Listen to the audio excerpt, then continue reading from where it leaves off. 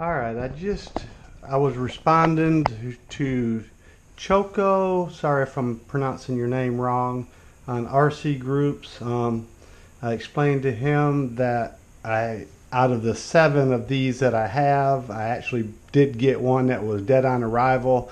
And then I got a PM from, I think he's one of the spokespersons for FrSky. He actually PM'd me and wanted to know if I would send him a photo or a couple photos of how I was actually setting this up. So I figured I'd go one better and just do a video to show everybody my method. I'm sure there's other methods, but in short, this is my BlHeli linker. This is for the Scilabs chips. This is my cable that stays with this linker. It is missing the middle wire. There's no middle wire. I have it connected to the PWM port. You may not be able to see. I don't know if I can get it lit better. I bend all this back, but you can clearly see that the pins on the bottom are for the S port. Smart port, and so this is connected to the top. Yellow is on the right, that is the negative side. And again, I think what stumped me in the very beginning years ago when I was messing with quadcopters is this cable. For me, I know other people have a regular linker with the USB on the end that plugs into your computer. I don't have that. But if you have something like this, you know, there's different types of these cables. Some of them are just like a power cable only. It has to be a data cable. I'm holding this camera in one hand. Let me plug this thing back in.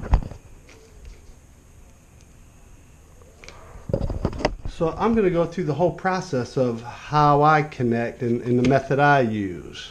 So just bear with me for 1 minute, and you can watch on the computer. I don't know where you have BlHeli stored on your computer. I have it under my documents. BlHeli, this is the latest one. This is what I'm looking for. It is a BlHeli Suite 32. So give that a minute to pull up. It doesn't really take long. All right, so at that point, I've got my end right here. Everything is as it's supposed to be. Battery's disconnected. I'm going to plug this into the side of my computer, and usually I'll get, if I can find my hole, you'll hear the chime. It recognizes that something's been plugged in. At that point, I plug in the battery, and again, there's nothing here. Now, at this point, before I even plug in the battery, if I try to hit connect, I'll get an error message that it wasn't recognized. It has to be plugged in first.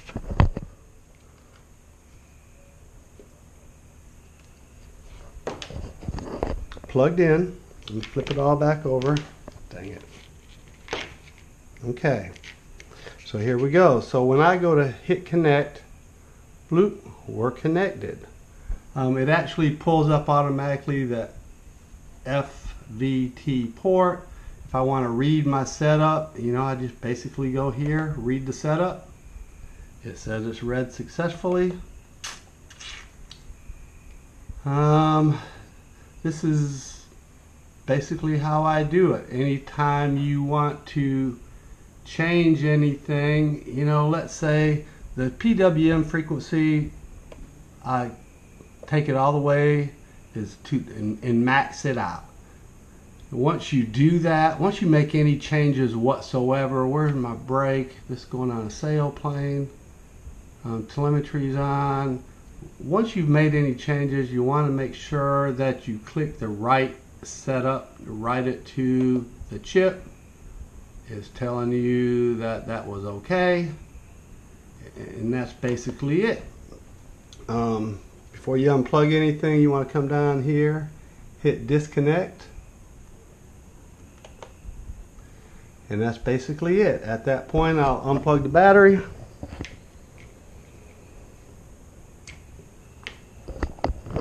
And we're basically finished. Yeah, and that's it. So I'll unplug the USB from here. And that's typically how I do it. That's the way I've done them all. I actually have, I think this is number 7 that I own. This is one that I sent. I had a bad one. I sent it back to a loft.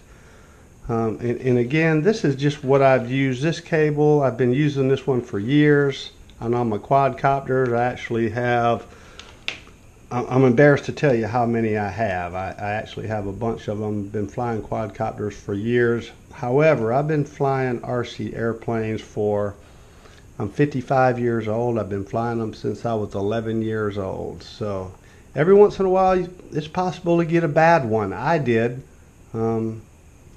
So I think a lot of the critics that are complaining or may actually make the statement that, hey, you must have done something wrong. Well, that's not necessarily true. I had 6 of them before, never had an issue. Opened up the last box and just got a bad one out of the lot. So, you know, unexpected things happen sometimes. Here's one here.